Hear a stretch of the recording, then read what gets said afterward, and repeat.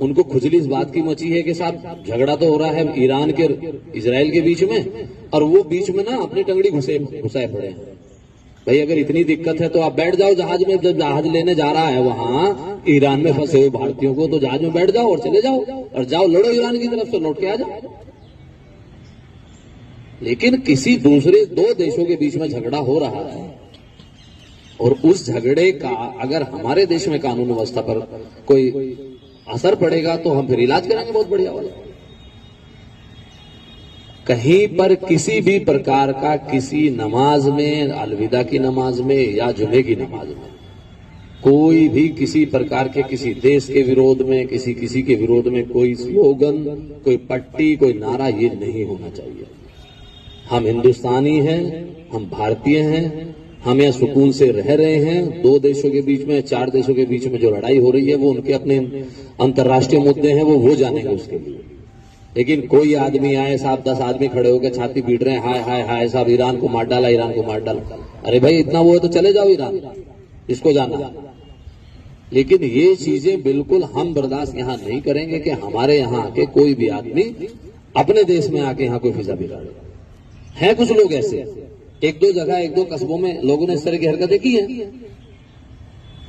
तो हम दूसरे की लकड़ी, जबरदस्ती की लकड़ी, अरे उनको लेने दो भाई, तुम क्यों ले रहे हो उनकी लकड़ी।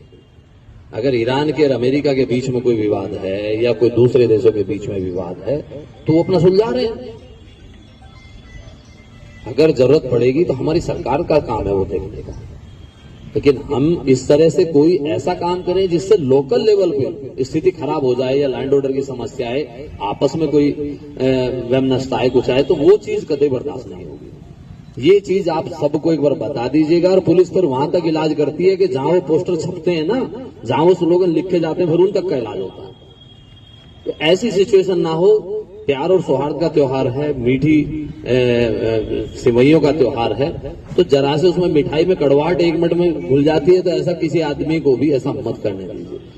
और मैंने देखा है कि कुछ लोग केवल इंस्टाग्राम की रील बनाने के चक्कर में और कह रहे साहब ईरान के साथ ये हो गया, खामेनेई को मार दिया, ये कर दिया, वो कर दिया, इस चक्कर में केवल रील बनाने के चक्कर में आए और भाग गए। तो ये चीजें कतई मत होने दीजिए। आपके कस्बे का या आपके मोहल्ले का या आपके शहर का कोई भी आदमी, एक ही आदमी फिजा बिगाड़ने के लिए बहुत होता है। खुराफाती एक ही खुराफात, फिर उसको मिलके सब सारे लोग मिलके भी जब उसको संभालते हैं ना, तब भी बहुत वक्त लग जाता है। आपने देखा कि संभल अभी तक भी अपनी मुख्य धारा में नहीं आया।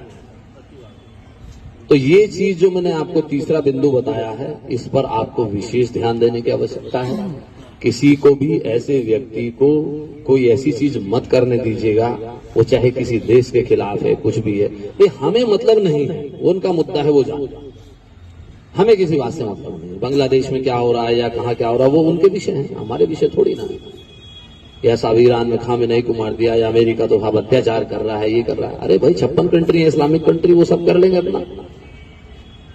तो हमें उसमें कोई चीज अपने ऊपर नहीं लानी है कि उसके लिए हमारे यहाँ का कोई माहौल खराब हो।